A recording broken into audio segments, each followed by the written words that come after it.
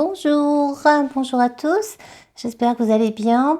Je vais continuer la suite des dettes karmiques dites tibétaines. Donc je rappelle, c'est un enseignement oral, hein, cet enseignement tibétain est lié à la date de naissance qui contient en fait tout notre être, c'est notre carte d'identité vibratoire.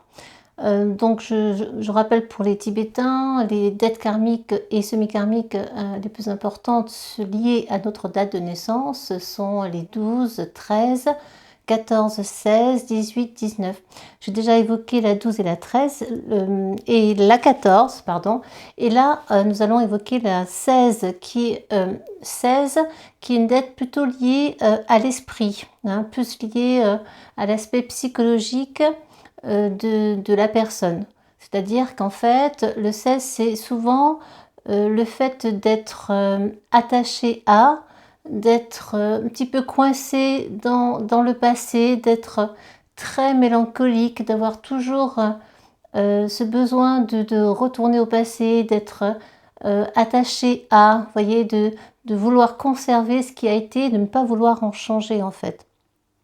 Alors au niveau de l'esprit, oui, mais pourquoi? Mais parce qu'en fait, dans des vies antérieures, il semble qu'il y ait eu des amours illicites qui auraient causé du tort à autrui. Donc ça aurait causé du tort de manière psychologique, dans les émotions, dans les sentiments.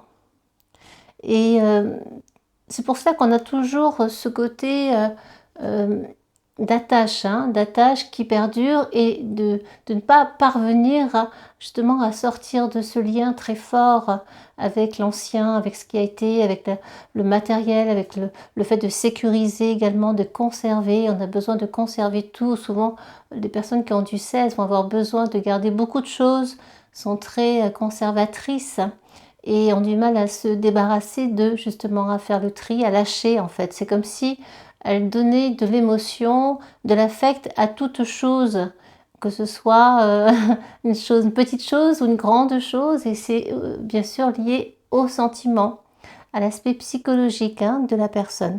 Ce 16 va être plus compliqué à vivre dans cette vie-ci, car comme c'est psychologique, il est nécessaire déjà d'en prendre conscience, de comprendre pourquoi est-ce qu'on agit comme ça, pourquoi est-ce qu'on est comme ça.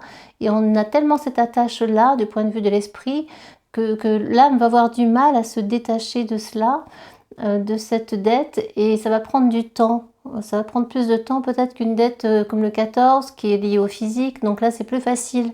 Là nous sommes vraiment sur quelque chose d'assez subtil, sur l'inconscient, sur le subconscient. Oui, donc quelque chose qui touche le psychisme. Donc lorsque ça touche l'aspect psychologique d'une personne, les émotions, les sentiments, c'est plus compliqué de sortir de cet affect-là.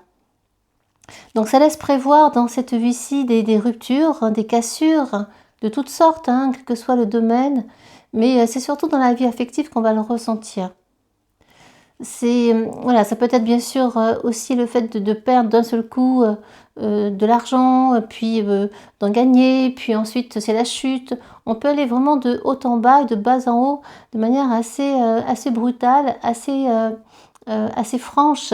Et c'est assez perturbant parce que c'est parfois fort, voilà, impactant, ça agit de manière brutale.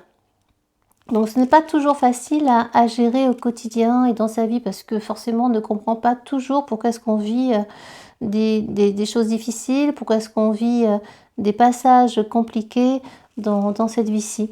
Ce qui sera important, c'est d'apprendre à purifier l'ego, à se séparer de cet attachement très fort, de le comprendre et de parvenir à lâcher prise sur nos sentiments, sur ses émotions pour pouvoir justement aller vers et le présent et vers le futur et surtout aller vers ce 7, le 16, 6 plus 1 donne 7 et là on est davantage sur l'introspection, sur un travail de sagesse, sur un travail justement d'épuration. On va épurer tout ce que l'on a, on va épurer du point de vue matériel également, car on a tendance à accumuler beaucoup de choses puisqu'on est attaché à tout. Et ce 7 va permettre nettoyer, de faire une purification intérieure, une purification de l'âme, justement. C'est à partir de là, à partir de ce moment-là, que vous pourrez vous sentir un peu plus léger, lorsque voilà, vous aurez fait ce travail-là de nettoyage profond, de comprendre pourquoi est-ce que vous répétez les mêmes schémas, pourquoi est-ce que des épreuves viennent vous toucher comme ça dans la vie. Si vous constatez qu'effectivement, vous avez du mal à sortir des épreuves, passer les obstacles, eh bien c'est parce que vous êtes toujours dans cette attache, dans cet affect qui vous ramène au passé en fait, qui vous ramène aux vies antérieures, qui vous ramène à ce que vous avez été avant. Et ça signe souvent comment dire, du pouvoir sur l'autre avant, du pouvoir plutôt psychologique, dans des relations amoureuses, un peu dans des liens toxiques, dans des vies antérieures, hein, j'entends. Hein. Et dans cette vie-ci, on hérite de ce karma qui n'est pas toujours facile à regarder et à accueillir. Mais c'est en étant conscient de cela que vous pourrez justement vous libérer, être beaucoup plus léger et aller vers davantage voilà, de sagesse et de purification de l'âme. Le renouveau spirituel va être essentiel, vraiment. D'aller vers le 7, c'est de permettre de sortir de la tâche, de sortir de ce lien qui enferme et d'apprendre à lâcher prise sur tout ce qui a été en fait. Le passé, il est nécessaire là en fait que le passé soit mis de côté. Il est nécessaire de ne plus être dans les regrets, surtout pas. Voilà, parce qu'on a beaucoup de regrets avec le 7, beaucoup de remords. On ressasse, on a tendance à ressasser. On ressasse aussi par rapport au domaine matériel. On ressasse par rapport à un divorce qui s'est passé comme ceci, par rapport à des êtres chers qu'on a perdus, par rapport à des choses auxquelles on tient, des maisons, des biens, etc. Donc on est constamment on ressasse, on est dans le remords, dans le regret, et ça ne nourrit pas l'âme. Au contraire, ça la dénourrit, ça alimente cette dette karmique du 16. En sortant de cela, en apprenant à être davantage dans le 7, vous allez apprendre à vous détacher d'eux, encore une fois, à lâcher ce qui doit l'être en fait, à lâcher prise complètement sur cela et apprendre à accepter la vie et à vous ouvrir à plus de joie, plus de lumière, plus de luminosité dans votre vie, dans votre cœur, dans votre âme. Cela va s'apprendre progressivement, hein, ça ne se fera pas du jour au lendemain, et d'aller vers la spiritualité, vers un travail méditatif, vers le présent, d'être constamment plus dans l'instant présent, dans la concentration de l'instant présent, eh bien on va apprendre ainsi à poser les barrières, à les briser aussi, hein, ces barrières, et à ne plus résister en fait. À ne plus résister pour que enfin on puisse être beaucoup plus léger quand on lâche un petit peu, quand on dépose ces casseroles qui sont assez lourdes. Et plus vous avez accumulé d'échecs, de ruptures, de cassures dans votre vie, plus c'est lourd et plus les casseroles sont lourdes à porter et plus c'est difficile de s'en débarrasser.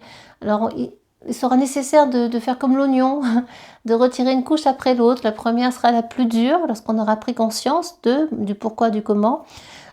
Oui, alors là, ça va être la plus dure, la première, mais au fur et à mesure, les prochaines seront plus légères à retirer. Hein. Quand on épluche un oignon, vous savez, la première est dure, elle est compliquée à retirer et les autres sont beaucoup plus souples et plus minces. Donc ce gros poids, ce gros fardeau qu'on se met sur le dos sera libéré au fur et à mesure. Alors lorsqu'on a beaucoup de 16 dans sa date de naissance, déjà en jour de naissance, eh bien c'est fort, hein, et on ne parvient pas toujours à faire le deuil. Voilà, le deuil de ce qui a été, même le deuil de gens qu'on a perdus. C'est difficile. Hein. Et d'être davantage dans le présent, ça va aider, d'être dans l'instant T, d'être connecté à soi, à son corps et non plus à son psychisme, à son mental, à son esprit. Ça va aider aussi de sortir de cette notion d'illusion de sentiment, de croyance de sentiment. Le sentiment, il ment en fait. Hein. C'est ce qu'on croit être vrai, mais ce qui en fait n'est qu'une illusion de soi. Hein. C'est un miroir de soi, de ce que l'on perçoit, de ce que l'on pense être vrai en fait. Mais tout cela n'est qu'une illusion, la vôtre.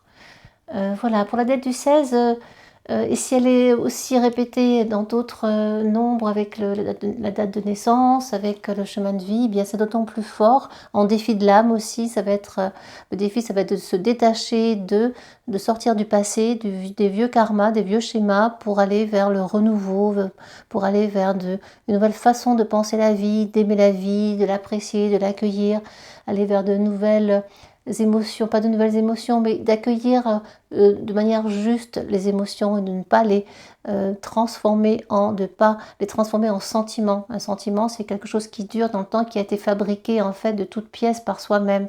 Une émotion, elle passe, elle est là, on l'accueille, on la regarde et ensuite elle suit son chemin, elle continue le fil de l'eau en quelque sorte. Un sentiment s'accroche à notre mental, s'accroche à notre ego, s'accroche à ce que l'on pense être vrai et à nos croyances, et ça c'est plus difficile de s'en détacher. Voilà, j'espère avoir été claire pour cette dette karmique du 16. Si vous êtes dans ce cas, eh bien je vous souhaite de parvenir à lâcher un petit peu le passé, de parvenir à vous dénuder entre guillemets, à nettoyer tout ce qu'il y a autour de vous, à faire du tri, du vide. Ça fait du bien, ça fait du bien quand on nettoie autour de soi. C'est soi qu'on nettoie, c'est son esprit qu'on nettoie, c'est son âme, et ça permet de s'alléger en fait. Ça permettra de vous alléger de ces fardeaux qui sont parfois très lourds à porter. Je vous souhaite une belle route à tous et à très bientôt. Merci pour votre écoute.